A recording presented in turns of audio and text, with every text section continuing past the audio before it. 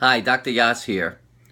I'd like to talk about the diagnosis of neuropathy, which is a very common diagnosis that's provided for those people who have some sort of altered sensation in their feet or their hands. Typically, it's in the periphery.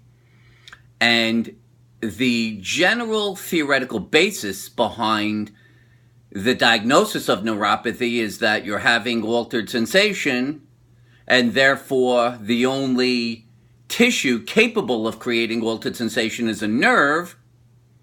And since the typical mechanism by which you've reached this point is that you've gone to a neurologist, which happens to be a person who specializes in the only tissue that they specialize in, which is nerve, the tendency is to give this generic diagnosis of neuropathy.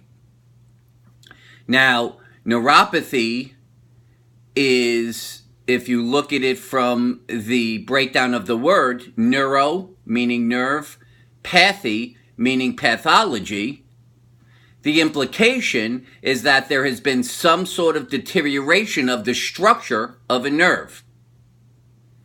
This idea of a singular nerve breaking down is, in no other words, simply baseless. There is no rationale to perceive that an individual nerve would simply start to break down. Now, there are certainly neurological diseases, Guillain-Barré, muscular sclerosis, these type of situations are where it's systemic. The overall neurological system begins to break down. But the idea of an individual nerve breaking down, as defined by the phrase neuropathy, is baseless.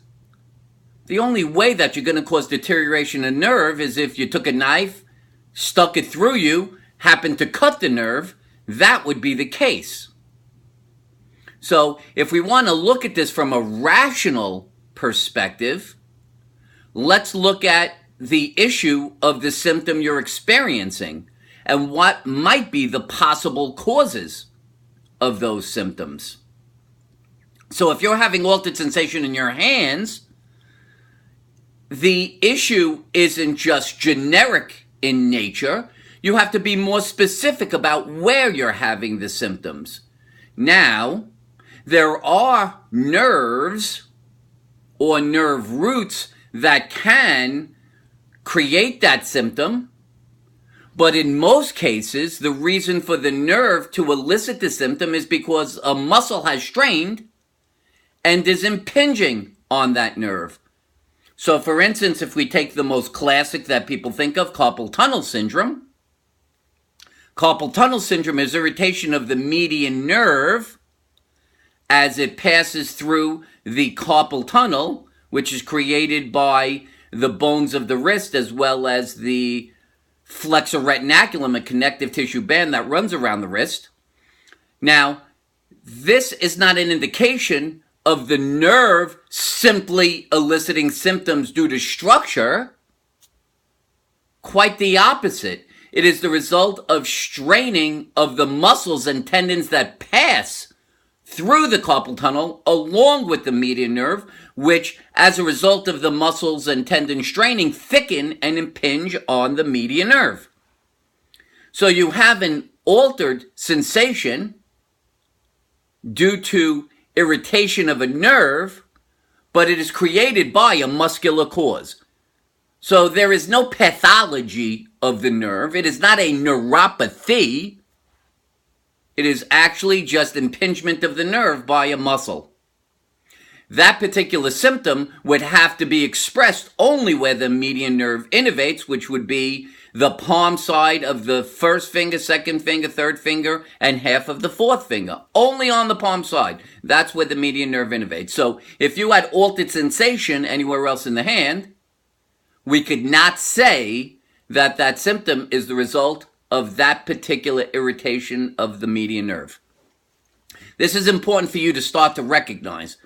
The idea of the medical system is to say that, oh, you have a particular systemic entity and it's creating a symptom, but we don't even care where your symptoms are. We're not even trying to determine whether that particular symptom can be created by that particular structural variation. That's where the situation goes awry. This idea that regardless of where the symptoms are, simply because I found a structural variation, or I want to simply create the concept that you have a neuropathy, a pathology of a nerve, is just insanity. It's illogical. There's no scientific basis to the way this is done.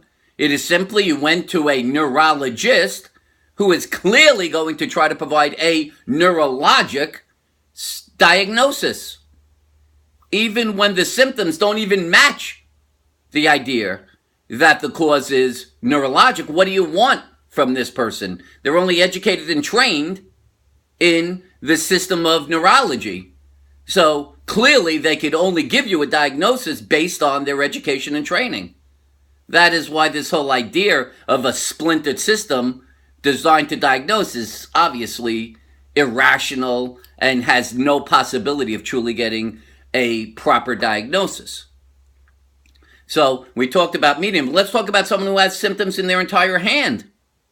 Well, again, if we understand the complexity of the neurological system, we can identify that the only real place where a bunch of nerves can be irritated enough to create symptoms in the entire hand, it's not the back of the neck, it's not the cervical spine, it's actually the front of the neck at the anterior triangle of the neck, which is where all the nerve roots that come out of the cervical spine join together, form a complex group of nerves called the brachial plexus, which runs in the front of the neck under the collarbone, heading down to your arm. This front of the neck area is called the anterior triangle, and there's a muscle called the anterior scalenes, which if thickened from straining, can impinge on the brachial plexus, causing irritation of that nerve group, creating altered sensation in the entire hand. Is that a neuropathy?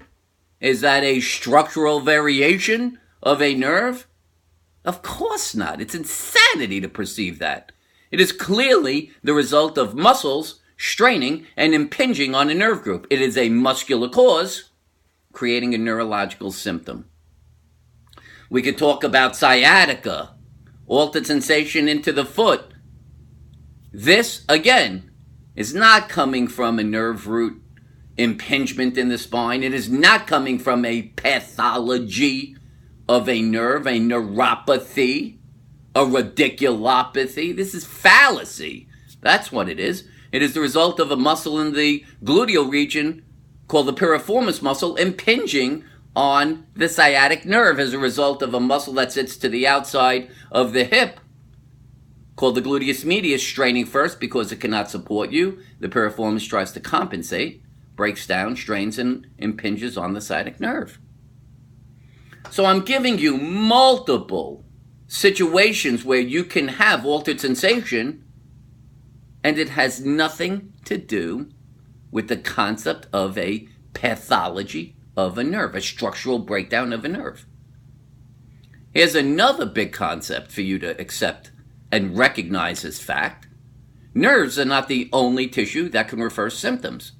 If you're having pain at your chest and your left arm, that is indicative of a heart attack. It is actually the heart referring the symptoms to the chest and the left arm. What is the heart? It's a muscle. What do you learn? Muscles can refer symptoms, just as nerves can. So you could have altered sensation in your hand and it be the result of a strained rotator cuff. There are a multitude of muscles in the shoulder and shoulder blade region that, becoming strained, can actually begin to elicit a symptom through trigger points in the muscle and refer symptoms to the hand. You could look it up. There are trigger point charts. You could look up infraspinatus trigger point. You could look up serratus anterior trigger point. There are a variety of these muscles that sit in the shoulder and shoulder blade complex that, upon straining, will refer symptoms. Is this a neuropathy? Of course not. There's no pathology of a nerve. It's actually a muscle eliciting the symptom. It is completely independent of the neurological system. Look what I'm presenting to you. Evidence after evidence of opportunity for the body to create altered sensation independent of a structural variation of a nerve. And yet, everything I've described will never be diagnosed through the existing medical model because muscle is the invisible tissue. It cannot be identified through diagnostic tests, nor is there any medical specialty designed or educated to identify these types of symptoms.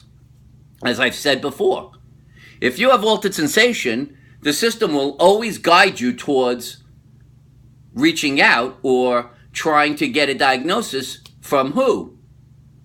A neurologist. And since they're only educated to see structural variations identified on MRIs, if they can identify a herniated disc, stenosis, a pinched nerve, one of these structures, by all means, they're going to try to associate it. But what if they can't? What if you just don't happen to have one? You're going to have to get the diagnosis, neuropathy. The other one that's similar to that is complex regional pain syndrome. Complex regional pain syndrome. Ooh, that sounds scary. Scary enough to require intervention, but since there is no intervention, what are you going to get for a neuropathy or complex regional pain syndrome? Medication. Medication to alter the brain's awareness of the symptoms you're experiencing. How does that address a tissue in distress, which is actually the mechanism by which the symptom is being created? Nothing. Nothing. That's why when you go on Neurontin or Lyrica or Zymbalta or any of these things, it's for life. It's for life. Because you're never establishing a tissue in distress which is responsible for eliciting the symptoms being created that are being experienced. The reason you have pain or altered sensation is because the tissue's in distress. You need to identify which tissue it is and resolve the distress of the tissue. I have presented in this particular video a multitude of opportunities where muscle can strain, and because of the proximity of nerves that pass by it, can impinge on the nerve, creating a neurological symptom, or you can even have the muscle itself referring a symptom through trigger points in the muscle. None of these will ever be diagnosed. That's why you have chronic pain. The system is incapable of properly diagnosing you. If you get the diagnosis of neuropathy or complex regional pain syndrome, you can anticipate having your symptoms for life. They are worthless, meaningless, baseless diagnoses. If you have been told that your symptoms are associated with a diabetic neuropathy because you may have diabetes, then along with the altered sensation in your foot, you best be presenting me with skin breakdown. Because diabetes doesn't affect a particular tissue, it affects all tissues. So if diabetes is enough to cause a variation in the neurological system, certainly in the same region, I should see a major breakdown in your skin. I should see a major breakdown in your circulation. If you have great skin, no problems with circulation, but you have altered sensation and someone telling you that's due to diabetic neuropathy, that's insane. That is a baseless statement. Hopefully from this, you really get to understand why you're not getting better. The system is imperfect, it's baseless, it's incapable of creating a proper diagnosis, and you are suffering as a result. You need to get the Yass method, which is the only method that is designed to identify a particular tissue that is creating the symptoms you're experiencing. In most cases, it's muscle. We can resolve the symptoms through targeted strength training. Your symptoms can be resolved within weeks. If you want to get more information, you can contact me at drmitch@mitchellyass.com. That's my email. Go to my website, www.mitchellyass.com. You can go to my YouTube page, Dr. Mitchell Yass, or even my Facebook page, Dr. Mitchell Yass. There's plenty of free content. The key here is that you need to get the right diagnosis so you can have your symptoms resolved and you can go on with your life. For now, this is Dr. Mitchell Yass wishing you a pain-free, fully functional life. Bye-bye.